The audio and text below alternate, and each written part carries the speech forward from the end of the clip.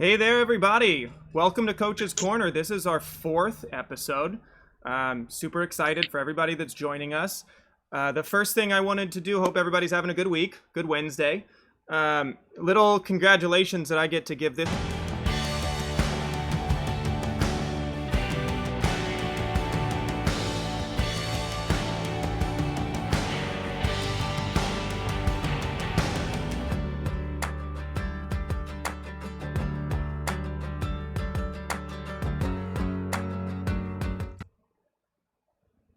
All right, guys. Sorry about that. Hopefully we're back. Had the battery die on the camera, so we're back now. Hopefully we last for the rest of the show. So I was saying I was super excited to get to bring on my friend, Coach and Super Mario. Mario is a sports psychologist, I think originally a Hoosier from Indiana. Yes. And moved out here, studied with some really phenomenal people at Cal State Fullerton, and has been traveling literally all over the world, speaking and consulting with athletes from the high school level all the way up to professional and Olympic athletes. He's worked with UFC, he's worked with baseball, he's worked with gymnasts and horseback riding. He has literally done it all. And if that's not enough, he also hosts a monthly podcast where he interviews athletes and other amazing sports people. And so check that out as well. It's aptly named the Mario Soto Sports Psychology Podcast. So you can check that out on Apple Podcasts and wherever else you can get podcasts. But Mario, it's great to see you. Colden, thank you, man. I listen. I wish I would have recorded that because that little introduction, boy, got me sitting up in my chair a little taller. I may have to pay just to kind of, feed my ego and keep me right before I start my day. Hey, I appreciate it, man. I've been watching everything that you've been doing for the last forever. I think we met a year ago. A little more than almost 2 years ago now. Yes, 2 years ago. You're ago. working with one of my athletes, Jazzy, in gymnastics, and kind of helping her with calming the beast a little bit. True. And, I tell people you want to, especially parents, you want to surround your young athletes with really good people. You want to surround them with not just good coaches, but hopefully even better individuals. So because we spend so much time with them that, we become surrogate parents. And so you really want to trust that the teachings, the information that's being shared transfers, into everything else that they do, not just the sport. And then you also want to be able to interview and know that, all right, I'm paying you to do a job. I need to let go of my emotional attachment. And again, trust that you are the person for the task.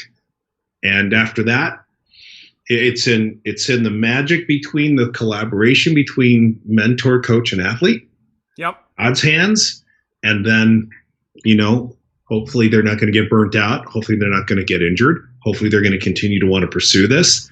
And when the drive is there, then we get to see the real fruit of that labor, of that relationship. And that's been pretty cool to see between you and not just I'm going to say my kid, but you and so many of the young athletes you have, because as I said, it's about relationships. It's about trust. And fear is such a huge component in gymnastics. You think about what we're asking these kids to do, or what they're being asked to do of themselves. Right. And as we were saying, one of our parents utilized his skills that he learned in wood shop in high school to then turn around and create a high beam in the backyard.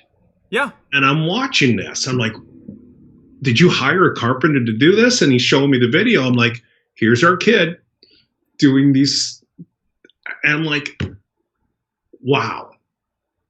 There's so many good things about that, although there could be some pitfalls. We can talk about that later, but it's a testament to when people are doing the right things the right way, we get to play a small part in that in the creation of the fire, or hopefully the fire's there, and we're just keeping it alive and teaching them how to feed it. Yeah. And you're great at that. You are great at that.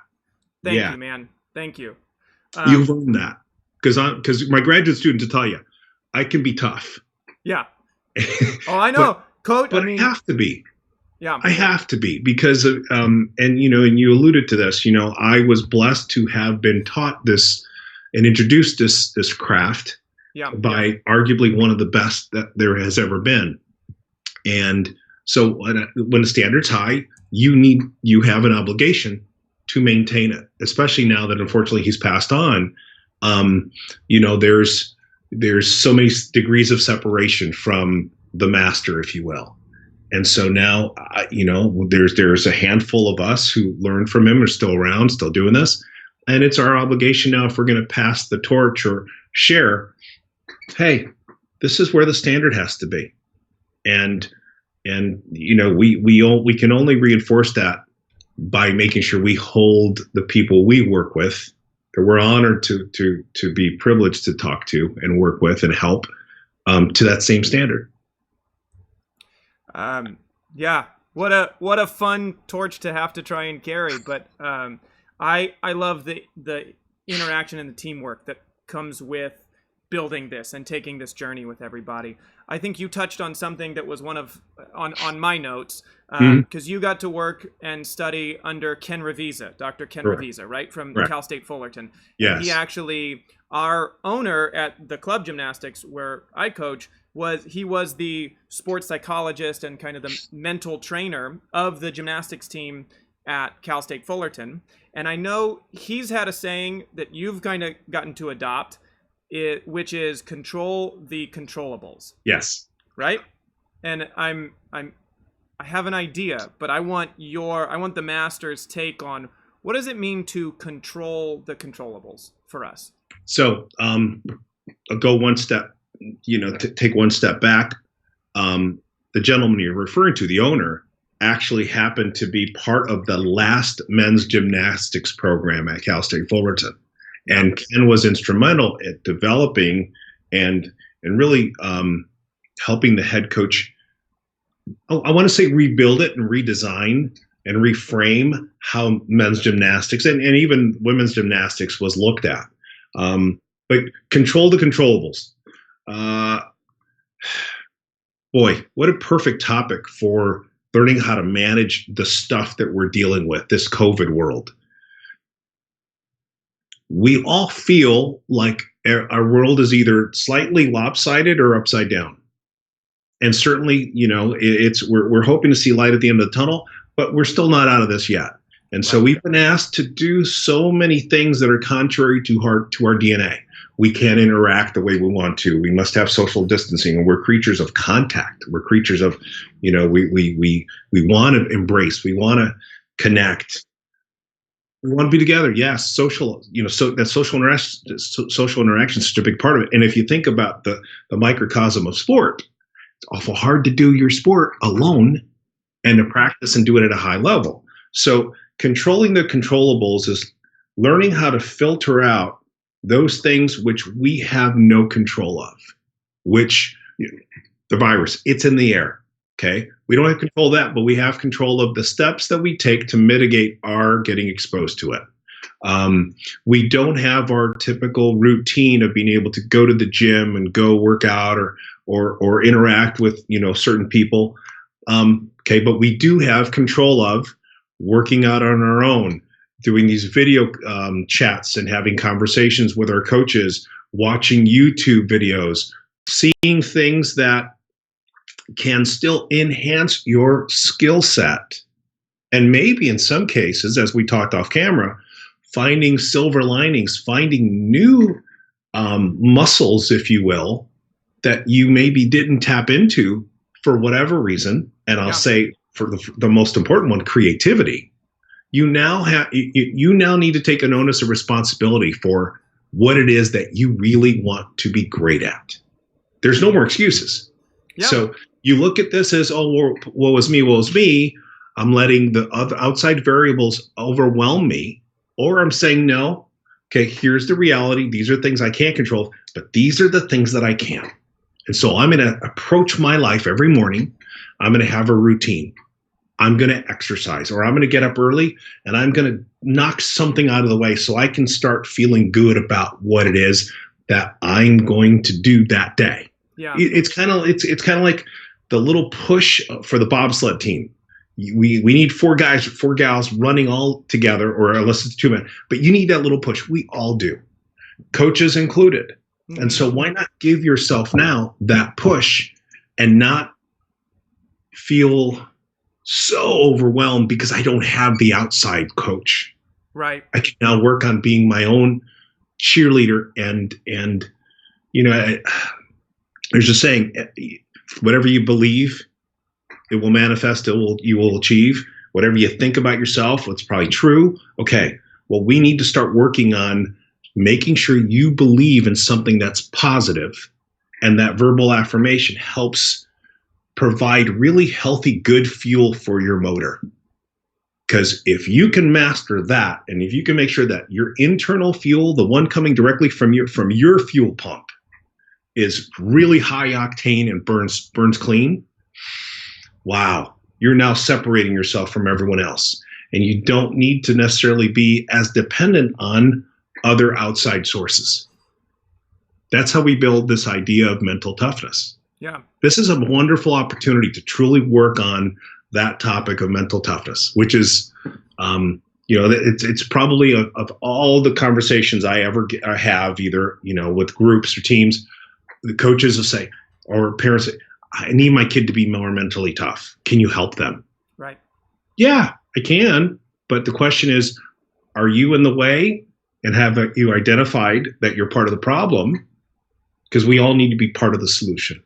Yeah. And if we can get everyone to come to that point and embrace it, then I think we got a chance. The team, the teamship of that is so important. And I know that we talked, like one of the things that I talk about is that athlete triad. And I think that's kind of what you're touching on, that it's so important to know your role and know your importance within a sport, within something that we're all trying to accomplish. And for us with minor athletes, it's the parent, it's the athlete, and it's the coach. And each one is kind of part of that fuel system, and obviously supporting this athlete's journey throughout everything. It's so, you can't have success if the three are not in alignment, if right. They're not in sync. I've seen, and I love when I get a chance to do group talks, and I will always ask, you need to give me a small period of time speaking to the audience of the parents. That's where I get to do what I call my community service work, because I know that before I got into this, I was probably one of those parents who's part of the problem. In fact, not probably, I know. Yeah.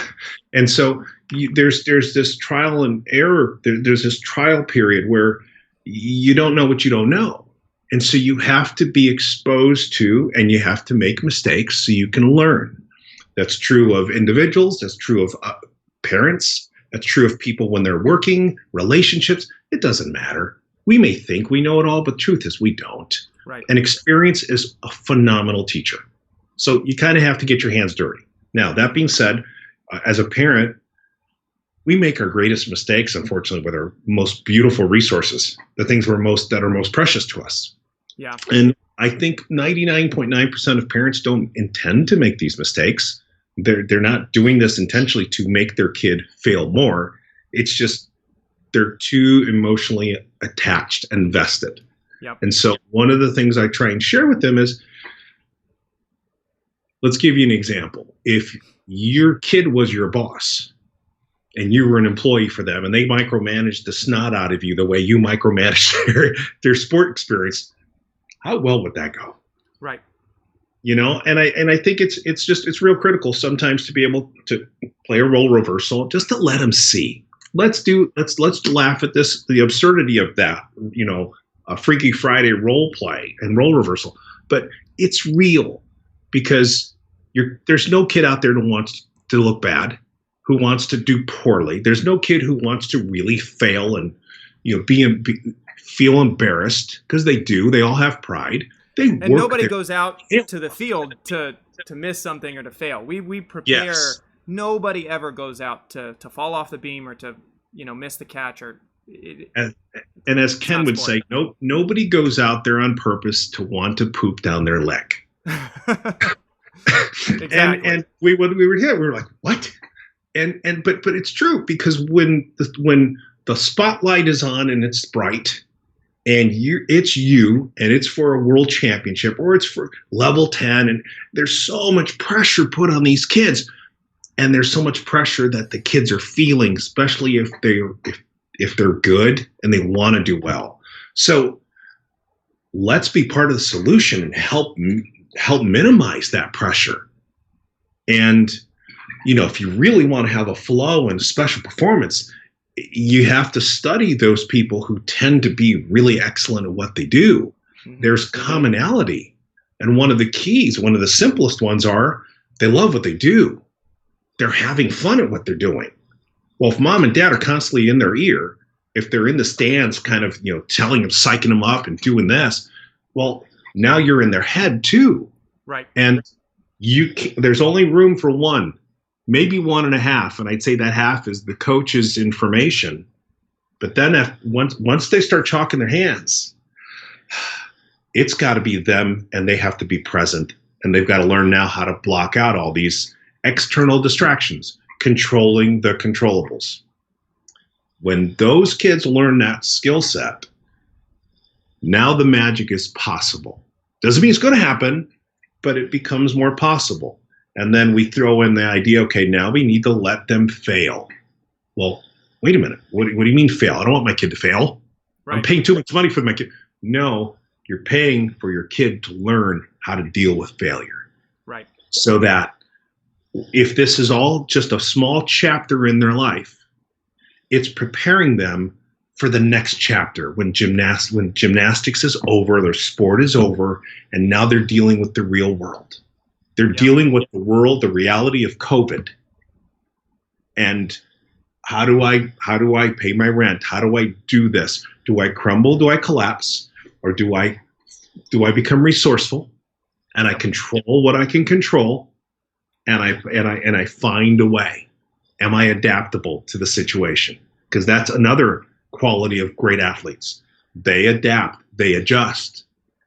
Who was oh my gosh, I'm blanking out on the young lady, but it was a vault.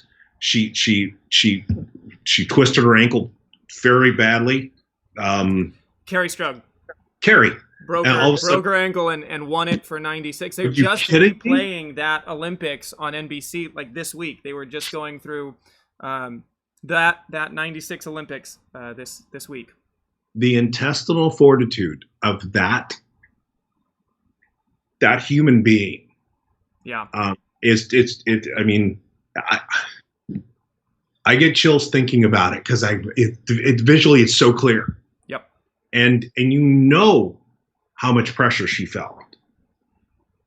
Right. That's where all the years of failing and training and the grind and just showing up, that's when it pays off. Yeah. Well, and you had mentioned something, and maybe we're straying, but I love this, topic. It's not about the competition or about the win or about the failure. One of the new books that I'm reading is talks a lot about, you have to fall in love with the process of being great, not the end result, because there's always going to be one more thing. There's always going to be the next championship, the next meet, the next game, the next whatever. You have to fall in love with all the gritty little perfection little moments where you have to take an inch step instead of a foot step, and you have to fall in love with the process of being great, not just being great for great's sake. All right, so I'm going to try and find a quote that I have to give credit to one of my graduate students who gave it to me, because it was pretty awesome. And I just posted it the other day. Oh, I think I saw it. It was the It was a Lao Tzu quote. Lao Tzu's quote. Yeah. Where is it? It reminded me. I saw that on your Instagram. If you guys haven't, Got it. Follow him. It's Mario Sports Doc. Yes. Mario So it's Sports Doc. Do the difficult things while they are easy, and do the small things while they are, and do the difficult things while they are easy, and do the great things while they are small. A journey of 1,000 miles must begin with a single step. That's the process. The single step is the process. On my desk, I can grab it here. It's in the back. I have this little statue. It was one of the first stories that Ken ever shared with me, and it's the story of Sisyphus. Mm-hmm. Pushing the ball up the hill. Punished by the gods because he was too cocky. Yep. And he, for all eternity, had to push the boulder up the hill. And, they thought, all right, we're going to really show him. This dude's now, he's going to be miserable. We got him. Ha, ha, ha. And they come, as Ken used to tell it, they take off and they go have a beer. And then they come back and they check in on Sisyphus, and he's smiling. And, first couple times they see him just push it up normally, then rolls back down the hill. He gets back up, dusts himself off, and then he's pushing it sideways, comes back, rolls back down, and then he's going back and he's doing it backwards, and he's having all these variations, and he's doing it with a smile. And they're like, wait a minute, this was supposed to be punishment. This is supposed to be eternal damnation. What the heck's going on? He fell in love with the process. He figured, well, I'm stuck here. Can't go anyplace. I can't control that, but I can control how I approach it. Yep. And I think two critical factors here. One, the athlete. The athlete is not allowed to learn how to value the process, because this is a very instant gratification generation. And part of that is not their fault. Part of that is because it's the society we live in. It's the fact that we are inundated by so much technology, iPad, computer, phone. Everything is instantaneous. We don't have to wait. Right. And then the other thing is, parents have high expectations, maybe too high. And the timeline that they're setting for the person to accomplish this sometimes is unrealistic. Yep. It's too short. And, you could say, well, that's because they're trying to get their kid a scholarship. Well, not every kid should be getting a scholarship in their sport, and you still need to love your kid. And that doesn't mean that they're bad or that that they failed. It's, there's many things we've done that we weren't great at. Right. But it hopefully led to a key in the big chain, a link in the chain of life that helped you get to the next part and understand, oh, I can do something with this chain because I'm building links on it. Yeah. It's leading to the next chapter of whatever it is that you're going to be writing about in your bio. That's fantastic. Another story that comes to my mind with that idea is, and you were talking about, we've got phones and iPads and computers and everything is so instantaneous for us that we are constantly forgetting. I know I forget the difference between knowledge and experience. That you can look something up in an instant. You can YouTube something. I mean, we're here talking. You can YouTube how to do anything in an instant. Yes. But the process of becoming great, the process of doing that grind over and over and over and over again, and building the experience, building the links in those chains, doesn't come instantaneously. That we have to check ourselves all the time that as much as we can build knowledge so quickly. I mean, I remember you'd have to flip through books and pages. You'd get the encyclopedia out to try and look something up, but now it's so quick. It's amazing. We can learn so much knowledge, but the experience of doing something still is an organic process that takes time. Oh my God. I love you. And it's funny because if my graduate students are listening to this, I texted them late and said, "Hey, I'm being, this one's for you, gang." We had a staff meeting the other day. I teach at Cal Baptist University, and I do a graduate program for sports psychology. And, it's a really short timeline that we have these kids. Right. And so many shorter this year. Yes. Even it's even more compounded and challenging because now everything is on video. So they're not going to get a chance to get the experience watching myself or some of the other peers do our work. So they're going to have even less observation hours and opportunities. But there's a handful. I'm not going to call anybody out, but there's a handful in the group that feel that we're ready to go. I got this. And I share stories sometimes that some of my best lessons were when Ken, Dr. Ravizza, let me fall flat on my face. Yeah.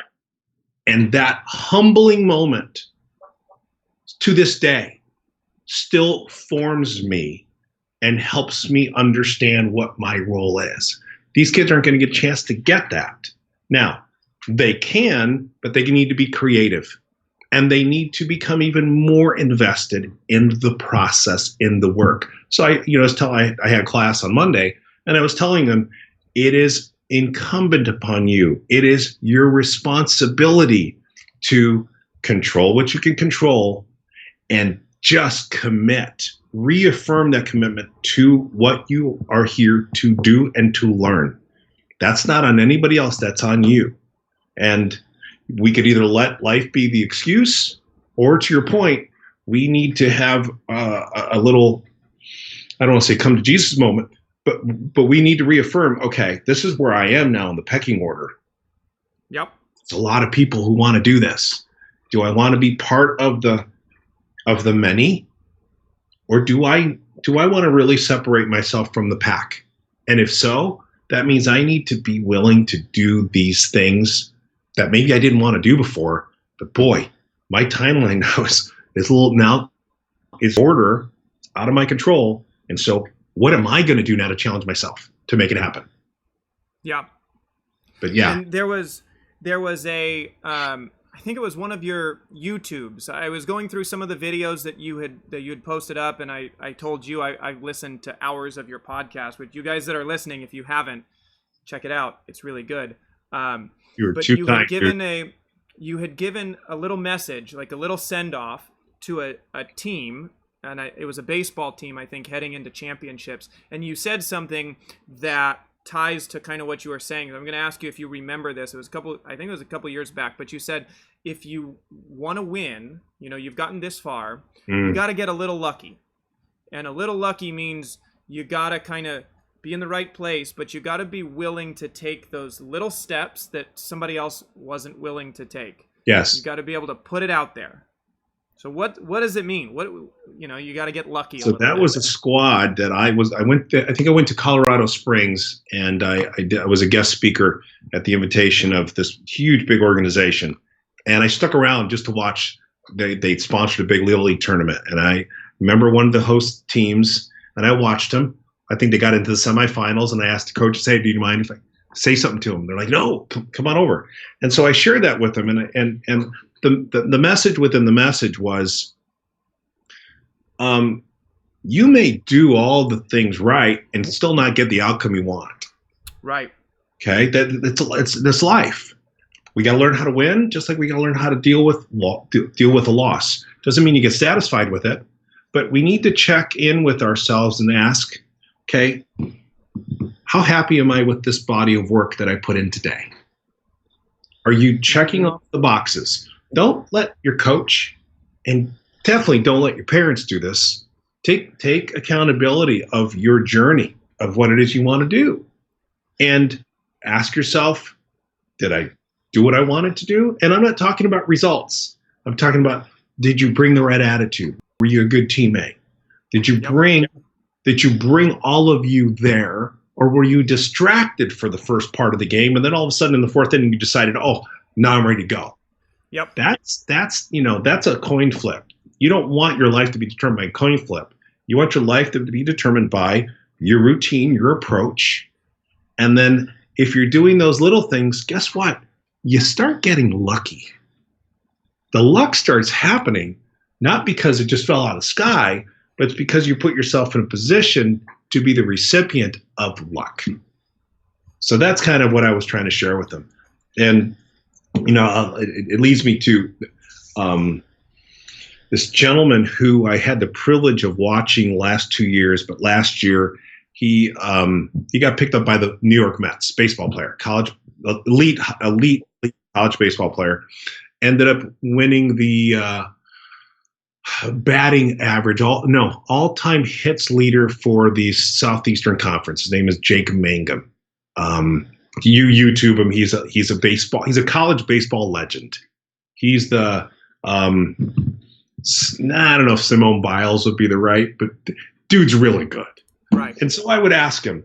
He was a 4-year starter. He was a walk-on at this national powerhouse, and his approach was always the same. And people would look at him and say, "Oh no, he's just naturally gifted." No, because he's not a typical, country farm boy with shoulders the width of a barn. He was short in stature, maybe 5'11", 160 pounds. And for a baseball player, that's kind of small. Yeah. But God bless him, the kid could play, and the kid got it done day in and day out. And his approach was consistent. His approach was always the same, regardless of the outcome. And so I would look at that, and I would study, and I had like I said, I've had the privilege of interviewing him and talking to him. And those are the things you want to share and pass on, especially when you have students like you have who are hungry, because you can't coach, you can't teach hunger. You can coach it, you can't teach it.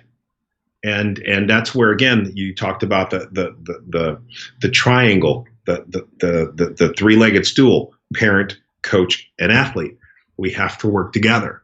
And when there's a little bit of an imbalance, let's say there's a little bit of burnout happening, we have to adjust so that we can get that equilibrium again. Something has to adjust. And it can't just be one leg of the stool. It's got to be both or all three. Because if we just ignore it and just let it happen, leg's going to break. Yep. Sorry about that. We got to try back by.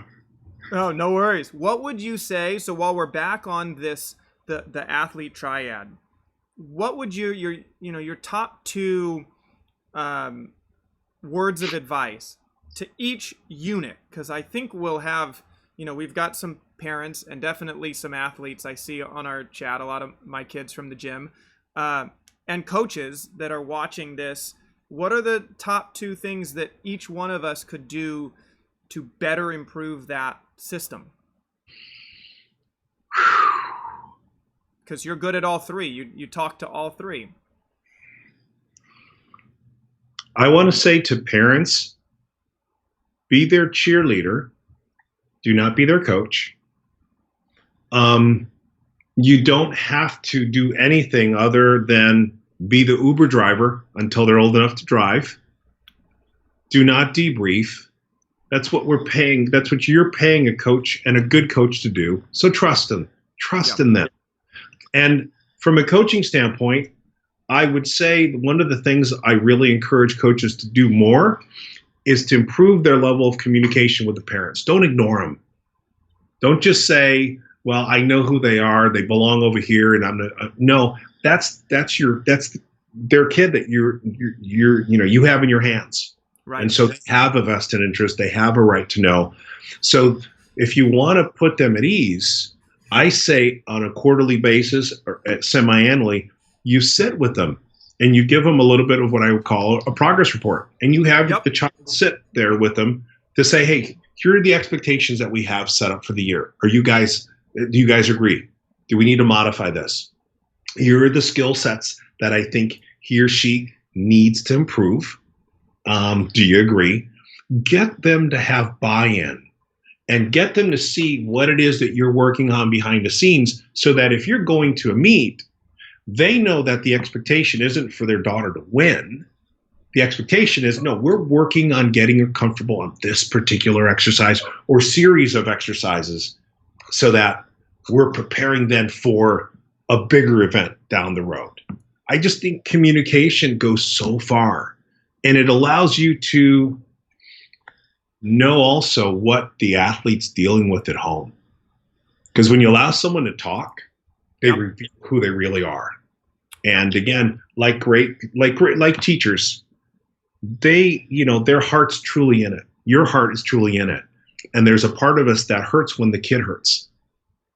And when they share something, they open up something that's happening at home, and we don't necessarily have control of. Mm-hmm.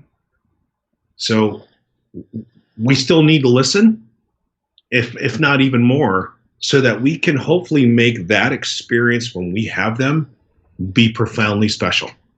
That's, I think, the responsibility that we have both as coaches, that parents should have as the support staff and system. Mm-hmm. And then from the athlete's perspective, the best thing that that athlete should do is be their biggest cheerleader. Let go of the bad, let go of the mistake. You're supposed to do it. What are you learning from it? Yeah. Be optimistic. That's a word that I would want to keep as a takeaway for any athlete, especially a young athlete. I need for you to be optimistic, because if you're optimistic, you're going to be willing to get up after you make a mistake and take that same risk again. Yeah. I'm one vault away from getting it, as opposed to, oh my God, I just fell 9 times into the horse, and no, hey, I see you getting closer. Yeah. Optimism. I think that is vital in today's, especially youth athlete.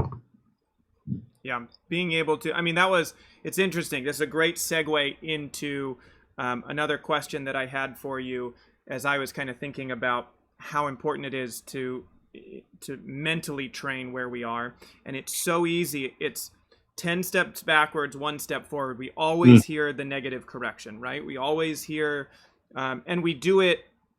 It's amplified in our brain as an athlete, as a coach, as anybody. Like, we're hardest on ourselves, and then the coach is giving us corrections, and then the parents giving us corrections. So we always hear that. But I also think there's this, as an athlete, especially if you've got a talent or a skill, there's this balance between humility and self-deprecation, right? That it's easier sometimes to say, oh, I sucked at this, because you don't want to come off as cocky. You don't want to come off as full of yourself. I feel like the tide can shift so quickly. You go, that was a really good turn, I did really good, and then all of a sudden you're the cocky athlete, or you're the one that's full of themselves all the time. Hang on a minute. You got something here. So I'm going to use a prop. Good. Oh, okay. I haven't taken this off my shelf in a long time. I'm having you redecorate. I don't. Different sport. Do you know who this guy is? UFC. I believe, is that the guy that you were talking to in your podcast? This is different UFC. So this is Conor McGregor. Okay. All right. Most big time people in the UFC. Yeah, ridiculously talented. And when we're talking about attitude, and you use the word cocky, that's his middle name. Yep. Okay. So again, in my role in observing and studying elite performers, regardless of what their job is, I've learned over time that I think I would rather have a cocky, confident, overconfident athlete as opposed to the humble one. Yeah. Because humility tends to sometimes be the cloak that they hide under. And when the spotlight comes on, there's only a handful of them that throw it off and say, okay, I'm going to soak up the sun. Let's go. Right.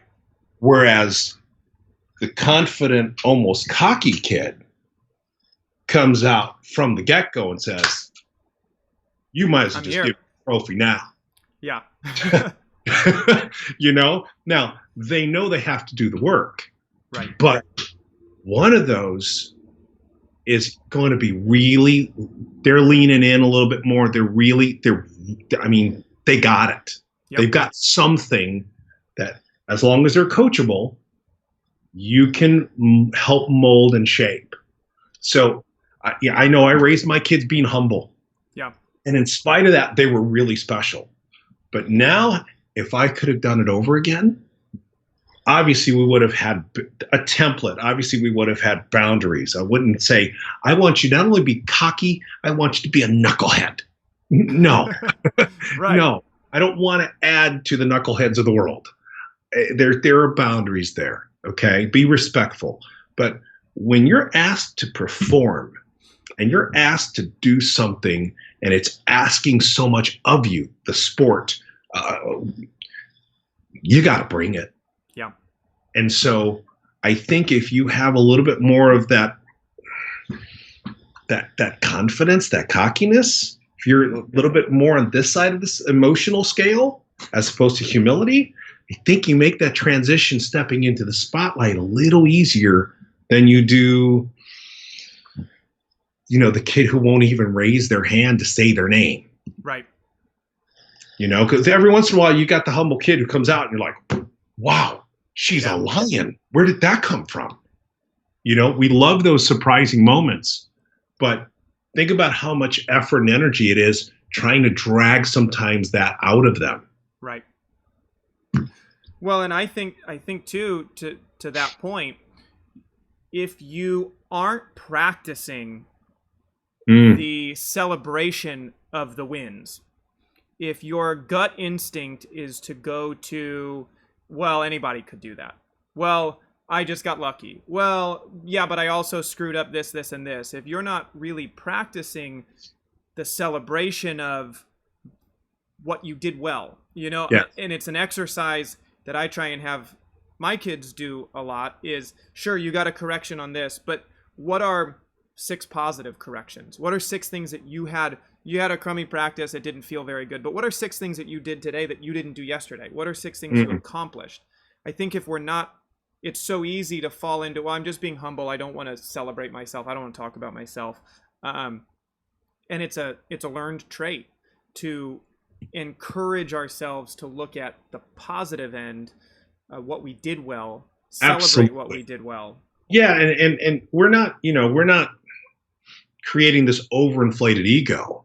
We need to celebrate and identify, because again, the really great performers are their own harshest critic. They don't need anybody else to tell them that they screwed up. They know. Yeah. They don't need to be reminded on the drive home by mom and dad. They know. And they have to learn how to be able to process it, deal with it, and get through it. That's part of this learning experience. But even as critical as them not liking failure, they need to be reminded of how good they are. And so you need to revisit this inventory of what it is that they are doing well, the progression chart. Because otherwise, their mind is going to default, which is unfortunately how most people are either raised or taught.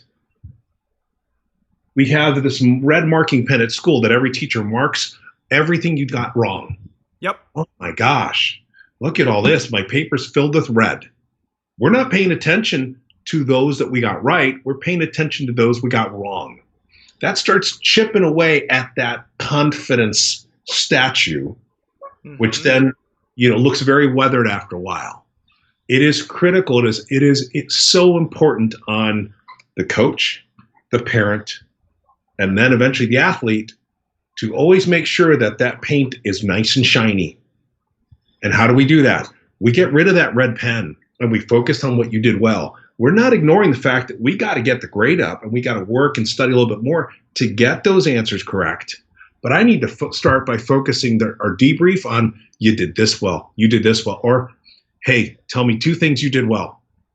and do it with an enthusiastic smile, because I got like a secret I can't wait to share with you, so that they feel better about, well, I didn't get first place, I'm in third.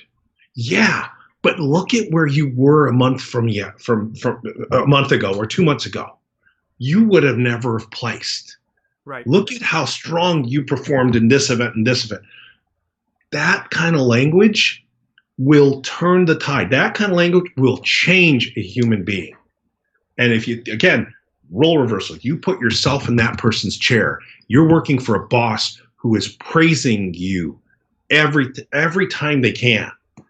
Are you not going to work a little harder for that person now? Yep. These kids are no different. They're not robots. They're human beings. So psychologically, we need to help them learn how to do that for themselves. Now we got maybe the sweet balance between humble. Mm-hmm. Mm-hmm. Yes.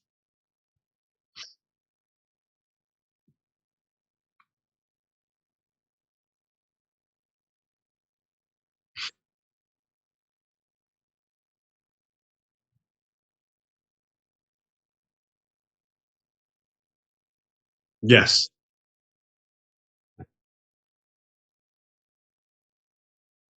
So an insecure ego is one that typically means you have an athlete that's not coachable.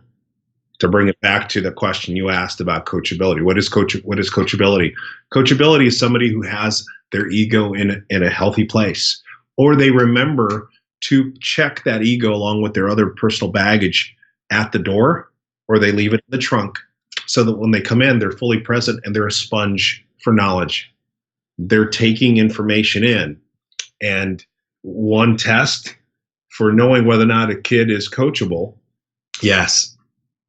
Yes, and I love that's been a term that I've been hearing a lot the last 2 years, and it's true. When people are more engaged, we lean in a little bit more. So teachers, public speaking, you have to be more creative so that you keep the audience interested. That's our responsibility. Can just talk, but not everyone's a good storyteller. Yeah. And the challenge for coaches, the challenge for teachers is to learn how to become creative storytellers, and how to bring props in, or draw upon different experiences to make the lesson interesting. And for my graduate students, I tell them that all the time. You want to be really good at this? Learn how to be a storyteller. It helps. And how do you learn these stories? Go live life. Yeah. And if you don't get your hands dirty, and if you don't get experience, you're never going to do well at this. You can't, because your stories start getting old. That's why I think coaching is really hard, because if you're in a place for a long period of time and you have the same people over and over again, everyone after a while gets tuned out. So the onus is now on us, even parents. Every kid tunes their parent out at about age 13, 16, wherever. Yep. Because they've been hearing the same stuff over and over again. So the onus and responsibility is on us, not the kids, to not lecture, but to teach, and to teach in a way that makes it fun. You can laugh at yourself, and they're enjoying the experience. I wish I would have known that 30 years ago. Yeah, it's always a building process, though, right? We take a step, and then we try and reassess, and then we take another step, and it's always building. I mean, I think that's the point, because we can always retroactively go back and look at, boy, I wish I would have done this better, but it's about that process, right? It's about kind of falling in love with the process that we've got. And celebrating the fact that now you have this awareness. Now it's on us to give the gift and share it. Yeah. It's not ours to hoard. It's ours to pass on. Yeah. That allows you to kind of smile a little bit more at all those moments that you thought you failed, but now you can laugh at it and share that experience with somebody else. Wow, that's That's the goal. That's what we're Yeah. hoping for, right? I had one question, and then, I mean, we could do probably 6 of these, I think. I think we could just keep talking and riffing, and I hope it's been helpful to everybody that's watched. A friend of mine who used to coach with me had asked, any insight or helpful tips from you on how to work with athletes that show their emotions through crying? Either frustrating or, frustration or fear, and those type of tears, not the injury tears, but the ones that are from frustration. Yeah. So about 3 weeks ago, I was doing a talk, and I had this epiphany because I've been wanting to write a book forever. And we talked about people who care too much. And that's pretty much the person you're describing, this athlete. Yep. Because it's not like they don't care; they care too much. She needs to learn the word detachment, where you care but you don't care. And that's how do you develop that? Well, you start by again reminding them to score their accomplishments in a different way. Let's throw out the old scoreboard, the old way that you judge your performance. And this is a real critical conversation to have with the parents as well. Because most of the time we're scoring them on the drive home, or we're scoring them when we're sitting in the stands, and it comes up in the discussion at dinner or, at some point. And it reinforces, unfortunately, their mindset and how they evaluate themselves, how they see themselves. It's an insecurity. It's the ego. It's a fragile ego here. So we need to help them look at their craft differently, how to score it differently, how to judge it differently. And then we need to be more the cheerleader. But we also need to be detached emotionally. Because if we need to be the bad guy and say, hold on a minute, you're not hurt. You did not fall. You didn't tweak your ankle. If you didn't get the score you wanted, the tears are not going to help you. Let's debrief and let's be real honest about what led to your disappointment. Let's make it black and white. It's not gray. Let's talk about this. But let's also button it, begin it and end it, or sandwich it with what you did, with what you did well. And I need for you to tell me what you did well. Yeah. Because now I'm going to add something on the end. So she has the good sandwich with maybe her perception of what she didn't do well in the middle. Yep. And so she needs those Oreo cookie sandwiches of success, of seeing things differently so she can score and evaluate herself differently, so that we eventually get the tears and the emotion out of it, and she's becoming more black and white about her approach. That's important. And again, that's probably a learned behavior. Yeah. Or it is a part of the young lady growing up. I'm assuming it's a female athlete, that she's kind of coming into this where maybe she got hurt and she fell behind, and now she's doing the comparison thing. Right. And comparing is that will never serve. Right. And again, that's a discussion that has to be had with the athlete, but equally as important with the parent. Because a lot of times the parents don't know what they don't know, and they're saying, well, Sally is doing this. Why aren't you there? She just got moved up to level 6. Oh, Yeah. Isn't that great for Sally? Well, your daughter's hearing that and she feels miserable. Yeah. Yeah, that's her best friend, but she's seeing her best friend now pass her. She wants to be with the best friend. So every one of these kids has a competitive gene in them, which we like, but there has to be a balance. There has to be. So we've got to teach them not to compare. And then we've got to teach them, all right, hey, if you don't like where you are, then our job is to work in transferring this energy into understanding what we need to do and then putting it out there. Yeah. And if you do that, I'm going to love you to death. I'm going to celebrate the small baby step, because enough of those is eventually, over a course of a period of time, going to have you make you have a stronger foundation, so that now maybe if you're really competitive, I'm going to whisper in your ear, we're going to start beating those young ladies. Yeah. That's how you feed that fragile ego. Yeah, I love that. And it's all about celebrating, I think, the journey, right? Celebrating Amen. the journey, taking the risk of failure. Because I look at that too. I've had those athletes that cry at everything, every little Mm, mistake, because it's the fear of disappointing, the fear of yes. failing, the fear of, and we can only, as coaches, we can only control so much. Then it's mom and dad, it's themselves, it's their classmates or that kid that they compete with on the team. Yeah. So trying to eliminate that fear of failure, I think, is big too. And so, one of the variables you mentioned, which I didn't, and I'm glad you did, was this idea. Every kid, again, wants to do well. Nobody, they Yep. don't want to disappoint. They don't want to disappoint coach.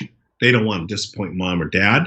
They don't want to disappoint or look bad if grandma's flown in town from Florida and they're here watching the first meet.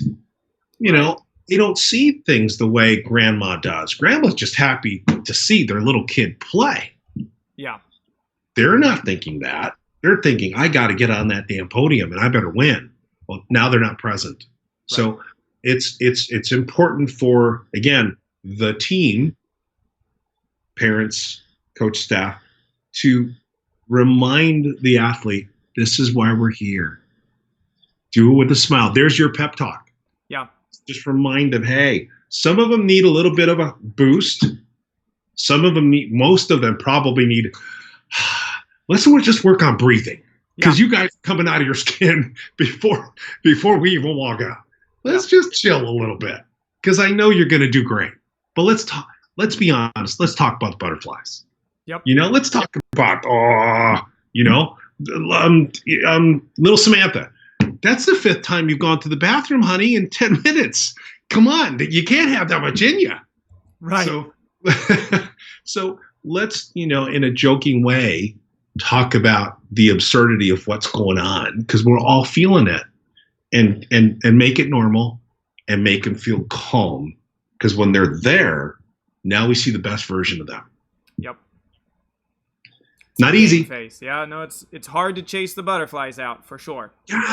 Yeah. And roll with it, But good coaches get it. Yep. Well, and you do. Thank you. I appreciate it. Mario, thank you so much. I really appreciate this. Has been a blast. I really appreciate you sharing your knowledge with us. Listen, Colden, you get it. The people who are underneath you are very fortunate because they got a great teacher. And you also are always working to be, to enhance your knowledge, which, if you're not doing that, then you're done.